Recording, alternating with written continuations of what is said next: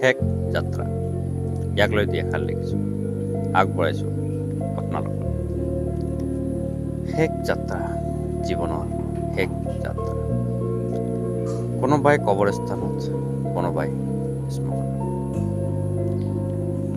শেষ যাত্ৰাৰ ঠিকনা এয়া, চাৰিকান্ধত উঠা জীৱনৰ শেষ যান।